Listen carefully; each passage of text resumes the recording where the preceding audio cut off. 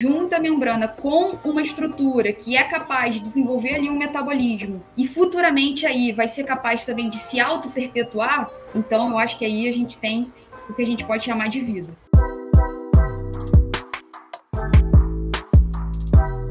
Então, Vale, dentro da teoria da evolução, né, que a vida surge por evolução química e não...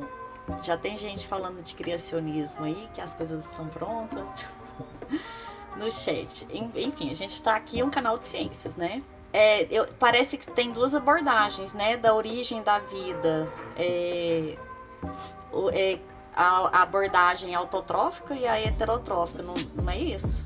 Isso, Kelly. A contribuição aí do Francesco, do Hércules, como eu disse, eu acho que existe uma complexidade em definir a vida. Então, partindo do pressuposto que a gente vai reunir características, a gente não se apega a nenhuma nem outra, né? Então, é o metabolismo, é a célula, é a capacidade de evolução, é a homeostase, que é o equilíbrio interno, que é mantido a partir do surgimento.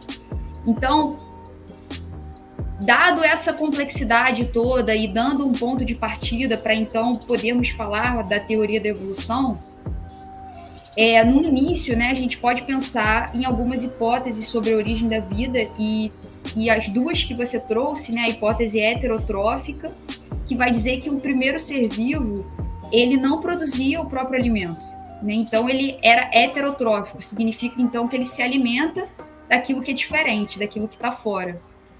Enquanto que a hipótese autotrófica, ela diz que o ser vivo, ele vai a primeira célula, ela produz o próprio alimento. Então, ela é autotrófica, né? Ela produz o próprio alimento, como o nome diz.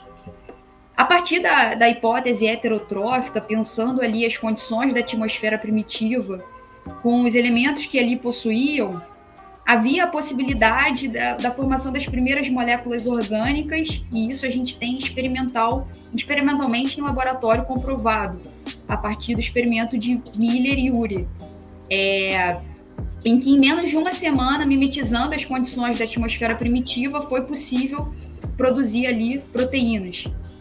E se a gente pensa aí essas macromoléculas orgânicas como a base da vida, nossa, esse experimento aí foi muito elucidativo nesse caminho aí de pensar a primeira célula.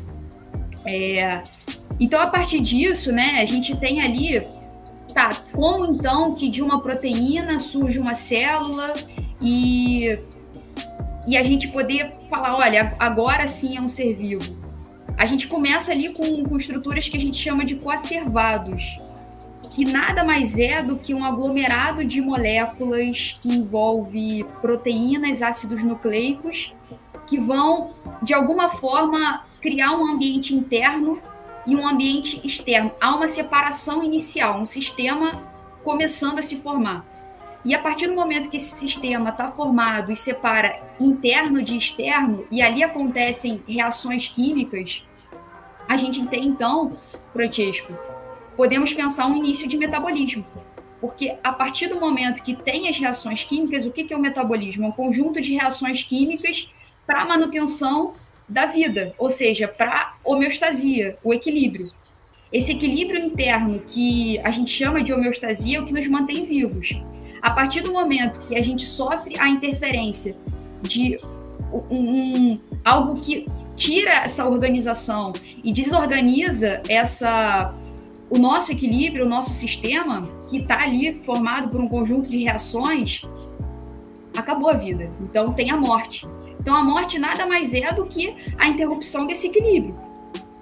E aí, nesse sentido, então, a gente pode pensar que esse primeiro coacervado surgiu.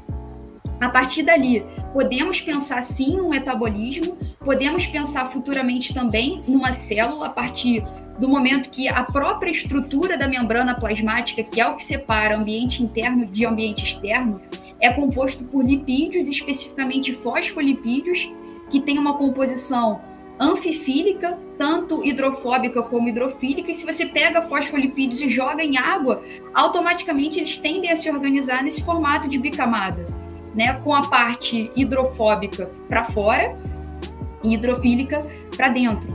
Né? Espontaneamente. Na verdade, o contrário, hidrofílica para fora e hidrofóbica para dentro. Espontaneamente, né? Espontaneamente.